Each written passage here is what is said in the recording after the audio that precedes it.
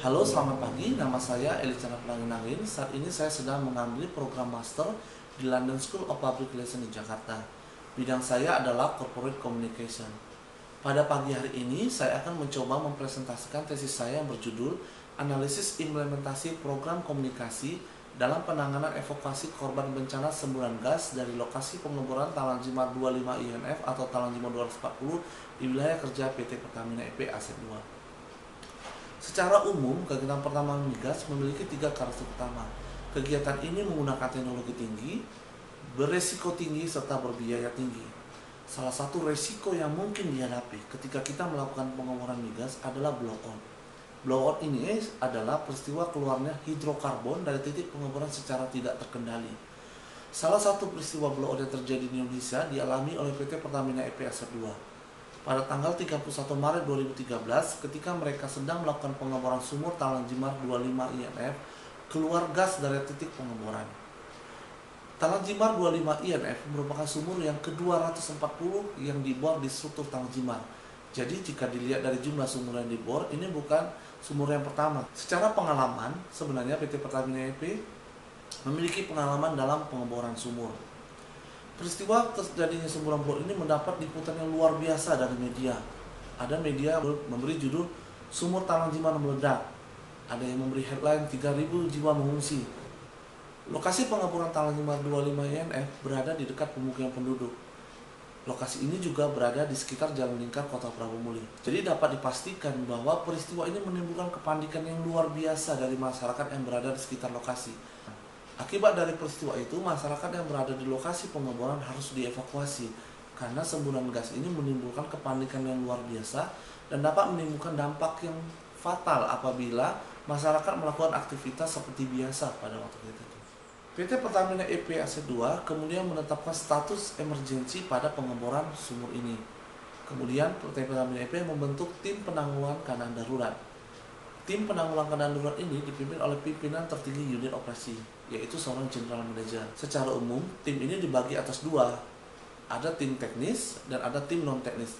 Tim teknis ini bertugas untuk mematikan sumber-sumburan gas. Kemudian tim non-teknis atau tim penanggulangan sosial bertanggung jawab untuk menangani persoalan-persoalan sosial yang kemungkinan muncul. Dalam keadaan krisis, banyak stakeholder yang terlibat, tidak hanya masyarakat yang berada di sekitar lokasi pengeboran. Ada pemerintah daerah, ada LSM, ada media, dan berbagai pihak-pihak yang berkepentingan lainnya. Salah satu pemangku kepentingan yang sangat penting yang perlu segera ditangani oleh Pertamina EP pada waktu itu adalah masyarakat di sekitar lokasi yang harus mengungsi karena semburan gas yang cukup keras. Rumusan masalah dalam tesis saya ini adalah bagaimana program komunikasi yang dilakukan oleh PT Pertamina EP Aset 2 dalam menangani proses evakuasi masyarakat yang menjadi korban bencana semburan gas dari lokasi pengeboran Talang Jimar 25 INF atau 240. Tujuan penelitian saya pertama adalah untuk memahami proses-proses komunikasi yang dilakukan oleh Pertamina EP Aset 2 dan juga masyarakat yang mengungsi. Yang kedua adalah mengidentifikasi langkah-langkah program komunikasi krisis yang dilakukan PT Pertamina EP Aset 2. Ketiga adalah untuk memahami strategi pengelolaan saluran komunikasi yang dipergunakan. Peristiwa blowout yang dihadapi oleh PT Pertamina Aset 2 di Kota Prabu Muli bukanlah satu-satunya peristiwa blowout yang pernah terjadi di dunia. Di luar negeri, pada tahun 2010, sebuah perusahaan minyak multinasional dari Inggris mengalami blowout pada waktu mereka melakukan pengeboran di Teluk Meksiko. Kejadian itu terjadi pada tanggal 20 April tahun 2010. Sebuah jurnal yang ditulis oleh Daniel DeWolf dan Muhammad Mejri yang bertulis Crisis Communication Failure, The BP Case Study, menuliskan langkah-langkah komunikasi krisis yang dilakukan oleh BP pada waktu itu. Hingga pada kesimpulan jurnal itu bahwa BP gagal melakukan komunikasi krisis. Ada 7 kegagalan BP yang diidentifikasi oleh Daniel DeWolf dan Muhammad Mejri. Dua yang saya highlight di sini adalah pertama itu mengenai pernyataan keprihatinan dan empati kepada korban kecelakaan serta pemangku kepentingan lainnya. Kedua, BP terlalu fokus pada citra dengan mengorbankan korban dan pemangku kepentingan lain. Inilah yang menjadi sebab BP pada waktu itu gagal melakukan komunikasi krisis. Untuk memahami proses komunikasi krisis yang dilakukan oleh Pertamina EP Aset 2, saya menggunakan teori komunikasi model Circular Osgood dan Scrum. Kita sama-sama tahu bahwa komunikasi merupakan salah satu kebutuhan mendasar bagi manusia. Kesamaan makna merupakan salah satu syarat utama terciptanya komunikasi. Kesamaan bahasa bukan jaminan bahwa proses komunikasi itu akan dapat berjalan dengan baik. Model Circular Oxford dan Scrum menaruh perhatian pada perilaku-perilaku utama dalam proses komunikasi. Model komunikasi ini berlangsung secara bolak-balik dengan peran yang bergantian. Di suatu saat, seorang berperan sebagai komunikator, namun di kesempatan lain, dia akan berperan sebagai komunikan. Sementara masing-masing akan melakukan proses decoder, interpreter, dan encoder di dalam dirinya masing-masing dalam memberikan respon kepada lawan bicaranya. Model ini menunjukkan 5 hal utama, yaitu bahwa komunikasi bersifat dinamis, yaitu bagaimana situasi dapat berkembang karena terjadi proses berbalasan. Pengulangan pesan merupakan hal yang sangat penting.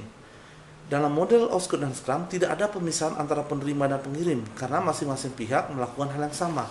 Komunikasi diasumsikan sebagai proses yang berlangsung secara alami dan dalam hal ini umpan balik menjadi titik sentral.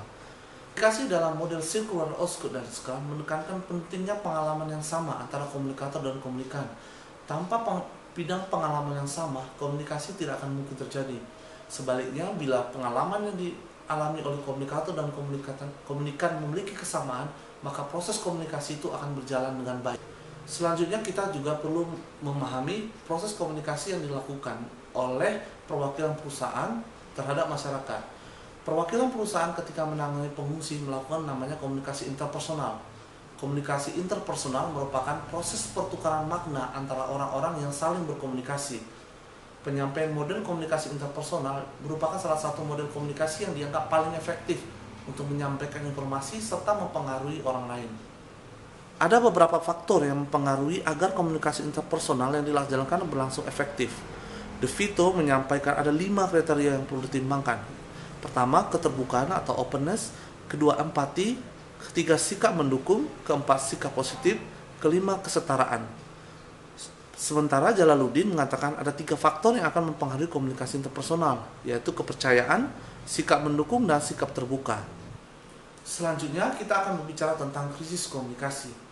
Krisis komunikasi merupakan situasi yang merupakan titik balik atau turning point yang dapat membuat sesuatu tambah baik atau justru sebaliknya akan bertambah buruk. Peristiwa yang dialami oleh Pertamina EP Asep 2 ketika melakukan pengeboran dan terjadi peristiwa blowout merupakan salah satu krisis yang dapat mengganggu jalannya operasional perusahaan kemudian hari. Dalam peristiwa blowout yang dialami oleh PT Pertamina EP Asep 2, perusahaan harus mampu membuktikan bahwa mereka dapat mengatasi sumber semburan. Hal lain yang perlu diperhatikan adalah bahwa perusahaan merupakan organisasi yang bertanggung jawab dan tidak merugikan hak-hak masyarakat yang terganggu atau yang dirugikan akibat terjadinya peristiwa blowout tersebut. Salah satu bagian penting dari perusahaan yang bertugas untuk melaksanakan tugas-tugas penanganan sosial adalah bagian public relation. Public relation secara fungsi memiliki 3 tugas utama. Pertama, memberi informasi kepada masyarakat. Kedua, melakukan upaya-upaya persuasi yang dimaksudkan untuk mengubah sikap tingkah laku masyarakat terhadap lembaga demi kepentingan kedua belah pihak. Ketiga, usaha untuk mengintegrasikan sikap dan perbuatan antara perusahaan atau organisasi dengan sikap atau perbuatan masyarakat dan sebaliknya. Dalam penanganan evakuasi korban bencana semburan gas, fungsi public relation memainkan peranan yang sangat penting. Bagaimana fungsi public relation dapat mengkomunikasikan kepada masyarakat bahwa peristiwa yang terjadi adalah peristiwa yang tidak diinginkan oleh perusahaan. Namun perusahaan tetap akan mengambil langkah-langkah terbaik untuk menghentikan semburan gas dan perusahaan menjamin bahwa masyarakat tidak ada hak-haknya yang dirugikan oleh perusahaan. Teori-teori yang sudah saya paparkan di depan akan saya pergunakan untuk menjelaskan bagaimana proses komunikasi yang dilakukan perusahaan terhadap para masyarakat yang menjadi korban semburan gas. Jadi dalam sebuah krisis, proses komunikasi yang terjadi antara perusahaan dengan para pemangku kepentingan merupakan hal yang sangat penting. Dalam hal ini, komunikasi yang terjadi antara perusahaan dan masyarakat bertujuan untuk menumbuhkan pemahaman bahwa peristiwa yang terjadi merupakan sebuah bencana.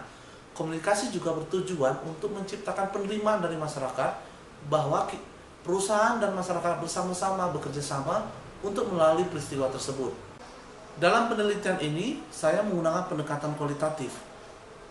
Dalam pendekatan kualitatif, peneliti akan mengumpulkan informasi dan data mengenai program-program komunikasi yang dilakukan oleh perusahaan kepada masyarakat dan dari masyarakat ke perusahaan.